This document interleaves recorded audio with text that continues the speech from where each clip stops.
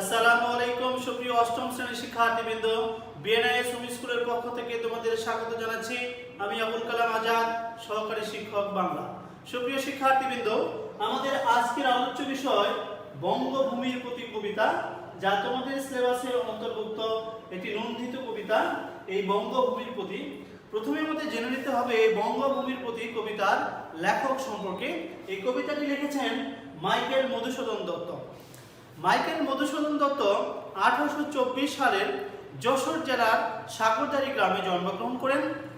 তিনি ছোট থেকে একটু উচ্চাবিলাসী এবং স্বপ্নাবিলাসী ছিলেন। কেন ছিলেন? কারণ একটু পরে আমরা জেনে যাব। তার বয়স যখন 13 বছর, তখন থেকে তার মহাকবি হওয়ার একটা স্বপ্ন ছিল। তিনি তার চিন্তা চেতনা থেকে আস্তে আস্তে যখন বড় হতে লাগলেন, মাত্র 19 বছর বয়সে তিনি চিন্তা করলেন যে আমি তো হিন্দু পরিবারে জন্মগ্রহণ করেছি, এই হিন্দু পরিবারের থেকে আমি মহাকবি হতে পারবো না।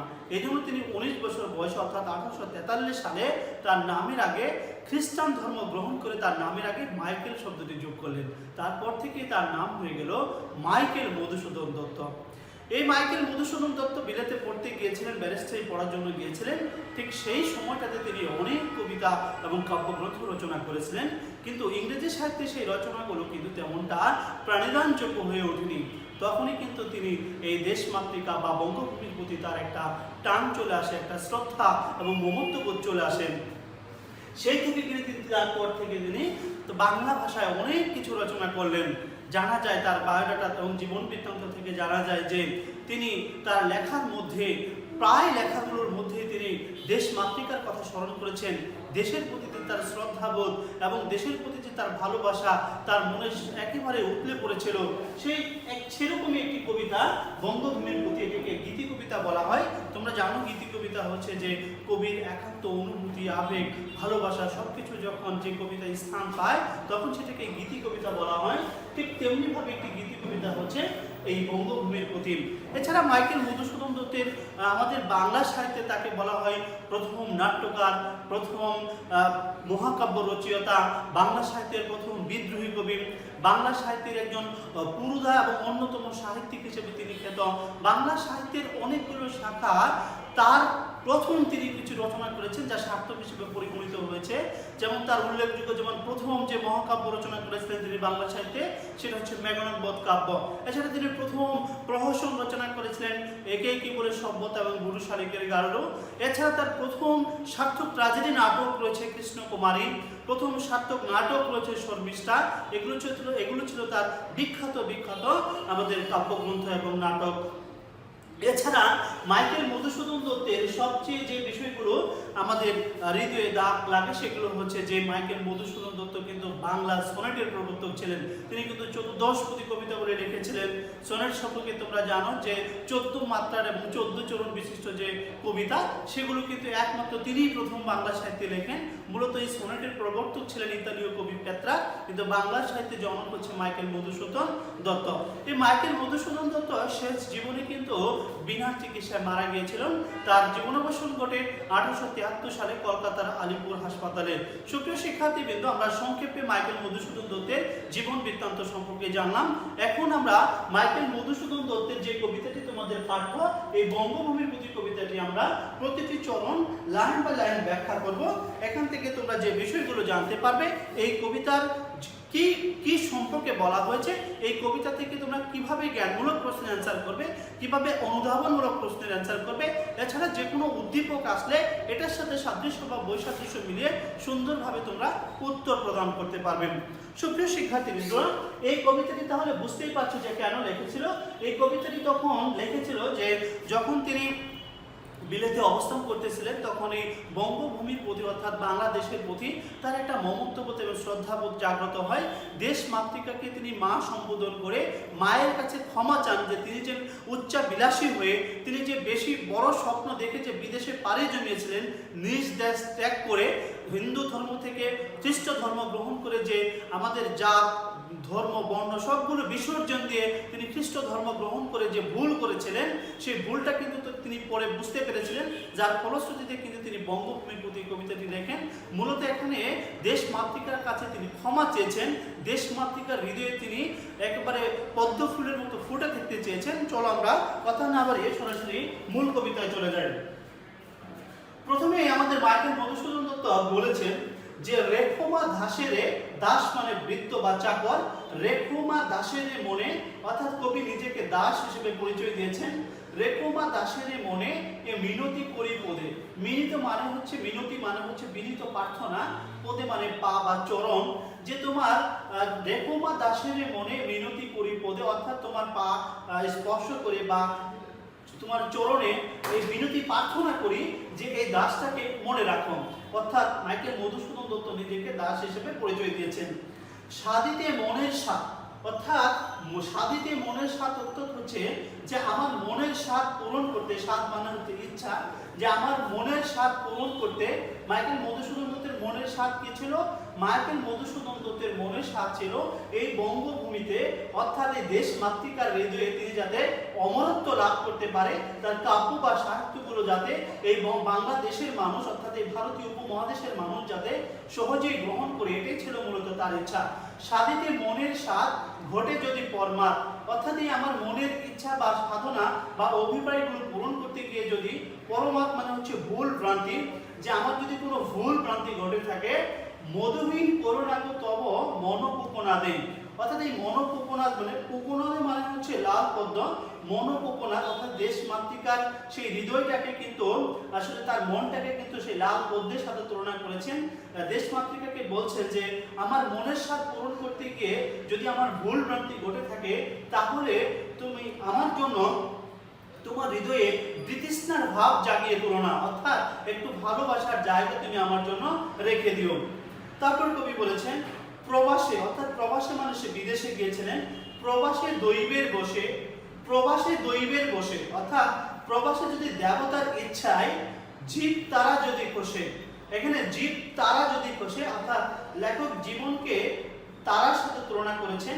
খসে মানে খসে যায়, এ দেহ আকাশ হতে নাহি খেত তাহে, তাহলে এই দুটো লাইনের ব্যাখ্যা দেখো যে জীব তারা যদি খসে, জীবনকে তারার সাথে তুলনা করেছেন, আকাশের তারার সাথে, আর দেহকে তিনি আকাশের সাথে তুলনা করেছেন।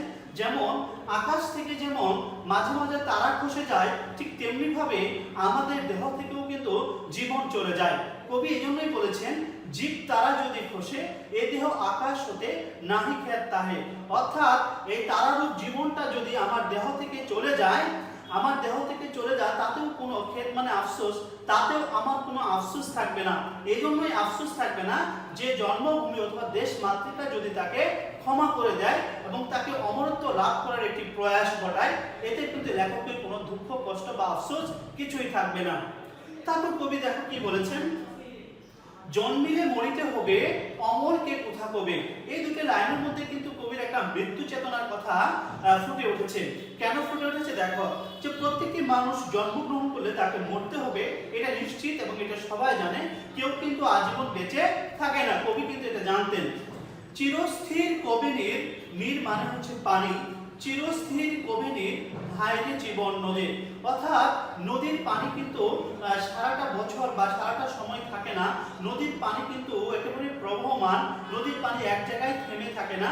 ঠিক নদীর পানির সাথে কিন্তু মানুষের জীবনের সাথে এখানে তুলনা করেছেন, যে চিরস্থির কবিনীর ভাইরে জীবন নদী, অর্থাৎ নদীর পানি যেমন প্রবহমান, মানুষের জীবনটাও কিন্তু প্রবহমান, সময় এবং স্রোত কিন্তু কারোর জন্য অপেক্ষা করে না।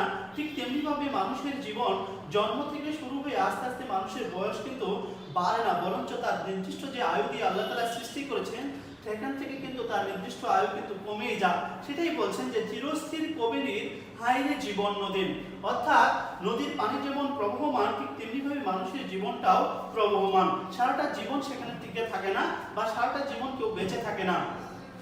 কবি বলেছেন কিন্তু যদি রাখো মনে, কবি বলছেন আমাকে যদি মনে রাখো, নাহিমা ডোরি সমনে, ডোরি মানে ভয় পাওয়া, ভয় পায় না, সমনে মানে মৃত্যুর দেবতা, বলছে দেশ মাতৃকাকে বলছে, হে দেশ মাতৃকা তুমি যদি আমাকে মনে রাখো বা স্মরণ রাখো, তাহলে আমি সেই মৃত্যুর দেবতাকেও ভয় পাই না।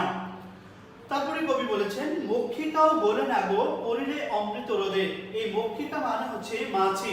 তোমরা জানো যে মাছি হচ্ছে একটা তুচ্ছ প্রাণী। মাছিটাকে কিন্তু আমরা সবাই ঘৃণা করি, স্বাভাবিক। মক্ষিকাও বলে না গো পরিলে অমৃত রোদে, অর্থাৎ অমৃত মানে হচ্ছে যে কোনো মধু বা মিষ্টি জাতীয় কোনো জিনিসের মধ্যে যখন মাছি পড়ে যায় তখন সেই মাছিটারও কিন্তু দাম বেড়ে যায়। ঠিক তেমনি ভাবে কবির কিন্তু চিন্তা চেতনা যে মাছি যেমন একটা অমৃত রোদে পড়ে গেলে সেই মাছিটারও মূল্য হয়, ঠিক তেমনি ভাবে দেশমাতৃকা যদি আমার অতীতের ভুল ত্রুটি ক্ষমা করে দিয়ে দেশমাতৃকা হৃদয়ে আমাকে স্থান দেয় তাহলে ঠিক তেমনি ভাবে আমিও মাছির মতো হব।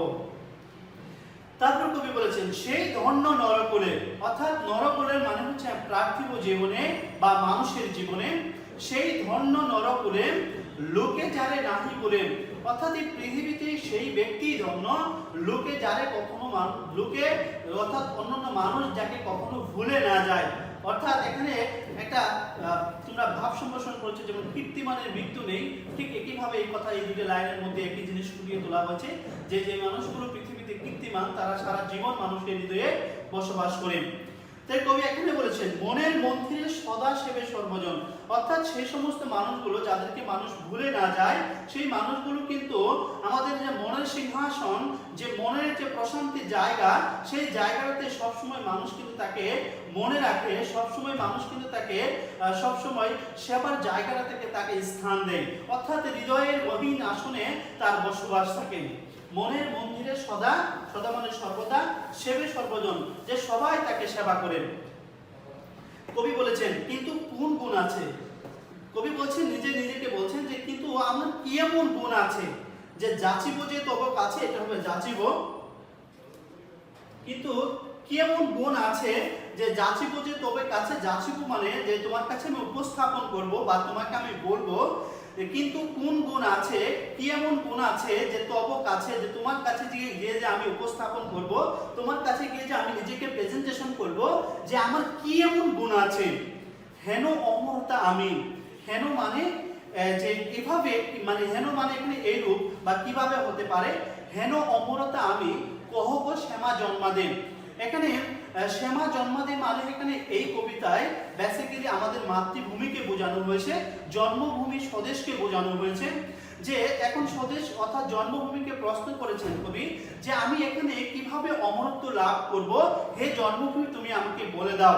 তারপরে কবি বলেছেন তবে যদি দয়া করো, যে তুমি যদি দয়া করো ভুল দোষ গুণ ধরো, আমার যে ভুল ত্রুটি যত দোষ রয়েছে, যত নেতিবাচক কথা রয়েছে আমার নামে, যত কিছু আমার নেগেটিভ জিনিস রয়েছে, সব ভুল ত্রুটিগুলো ক্ষমা করে বিশেষ করে গুণগুলোকে ধরো, অর্থাৎ আমার যে গুণগুলো রয়েছে সেটাকে ধরে অমর করিয়া বর দেহ দাসে সুবরদে, অর্থাৎ অমর করিয়া বর, বর মানে হচ্ছে আশীর্বাদ করো, যে আমাকে তোমার দেশ মাতৃকা হৃদয়ে অমরত্ব লাভ করিয়ে সুবরদে, সুবরদ মানে সু মানে সুন্দর, বর মানে আশীর্বাদ, দে মানে দাও, অর্থাৎ সুন্দর আশীর্বাদ দাও। অর্থাৎ এখানে অমরত্ব আমার ভুল ত্রুটিগুলোকে ক্ষমা করে দিয়ে আমার গুণগুলোকে সামনে নিয়ে এসে, অর্থাৎ আমার ভালো জিনিসকে সামনে নিয়ে এসে তুমি তোমার আশীর্বাদ দাও, সুনজরে তোমার আশীর্বাদ দাও।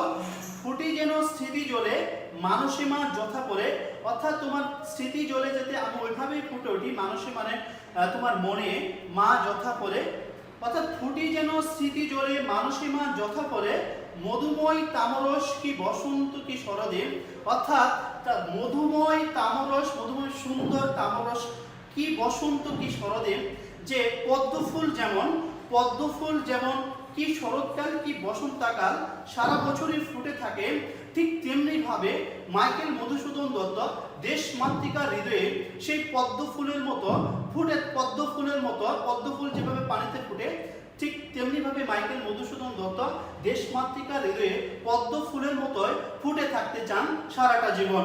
কবি এই যে শেষের লাইনগুলোতে কিন্তু কবির যে আশা, কবির যে চিন্তা চেতনা, কবির যে চাওয়া পাওয়া দেশমাতৃকার প্রতি, এই সমস্ত জিনিসগুলো কিন্তু এই কয়েকটা লাইনের মধ্যে তিনি সুন্দরভাবে ফুটিয়ে তুলেছেন। অর্থাৎ দেশমাতৃকার চিন্তা চেতনা হলো এখানে কিন্তু তার প্রথমে চিন্তা হলো যে তার দেশমাতৃকার হৃদয়ে তার স্থান পাবে, কারণ দেশমাতৃকার হৃদয়ে যদি স্থান পায় তাহলে মাইকেল মধুসূদন দত্তের যে কাব্য বা সাহিত্যগুলো রয়েছে প্রত্যেকটা জিনিস কিন্তু আমরা পড়বো, আমরা জানবো এবং মাইকেল মধুসূদন দত্ত সম্পর্কে আমাদের যে নেতিবাচক চিন্তা চেতনাগুলো ছিল সবগুলোই ধূলিসাৎ হয়ে যাবে। সুপ্রিয় শিক্ষার্থীবৃন্দ, তোমরা এই কবিতা থেকে তাহলে কি বুঝতে পারলাম? এই কবিতা থেকে তাহলে আমরা বুঝতে পারলাম যে লেখক মাইকেল মধুসূদন দত্ত আমাদের দেশ মাতৃকার কাছে ক্ষমা চেয়ে দেশ মাতৃকার কাছে তার যে ইচ্ছা, তার যে অমরত্বের ইচ্ছা, তার সাহিত্য এবং তার যে কাব্য চর্চা, সেই বিষয়গুলো আমরা যাতে পড়ি বা আমরা যাতে জানি, সমস্ত বিষয়গুলো তার ইচ্ছা বা অভিপ্রায়গুলো কিন্তু সুন্দরভাবে এখানে উপস্থাপন করেছেন। আর এই কবিতা থেকে তোমরা বাড়ির কাজ করবে যে 10টি জ্ঞানমূলক প্রশ্নের উত্তর SW করবে। সুপ্রিয় শিক্ষার্থীবৃন্দ, আজ আর নয়, হয়তো অন্য কোনো দিন অন্য কোনো বিষয় নিয়ে তোমাদের সাথে দেখা হবে। সবাই ভালো থেকো, সুস্থ থেকো, আল্লাহ হাফেজ।